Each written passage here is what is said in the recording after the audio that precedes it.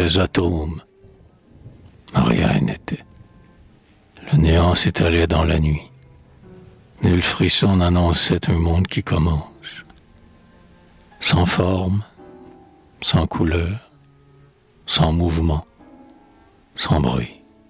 Les germes confondus flottaient dans l'ombre immense. Le froid stérilisait les espaces sans fin. L'essence de la vie, la source des causes, sommeillait lourdement dans le chaos divin.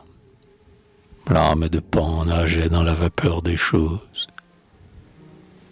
L'originel mort, d'où l'univers est né, engourdissait dans l'œuf l'innommable matière. Mais sans force, impuissant, le Verbe consterné pesait dans l'infini son œuvre tout entière.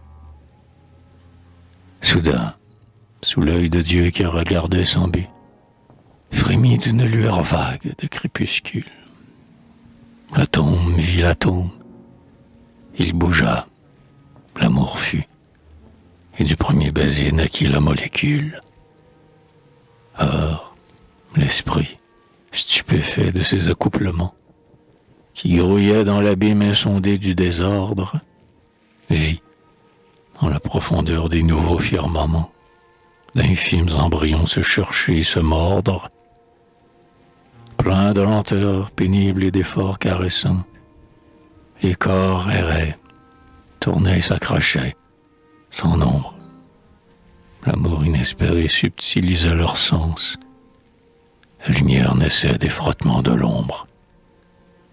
Et les astres germaient. Ô splendeur, ô matin, chaudes affinités des êtres et des formes, les soleils s'envolaient sur les orbes lointains, entraînant par troupeau les planètes énormes. Des feux tourbillonnants fendaient l'immensité, et les sphères en roulaient leurs masses rondes. Leurs flancs, brûlés d'amour et de fécondité, crachaient à plein volcan la semence des mondes. Puis, les éléments lourds s'ordonnaient, divisés. Les terres s'habillaient de roches et de plantes. L'air tiède enveloppait les globes de baisers. Et les mers aux flots bleus chantaient leurs hymnes lentes.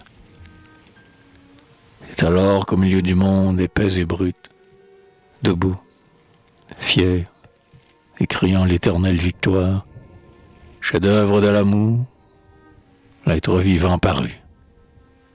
Et Dieu sentit l'horreur d'être seul dans sa gloire.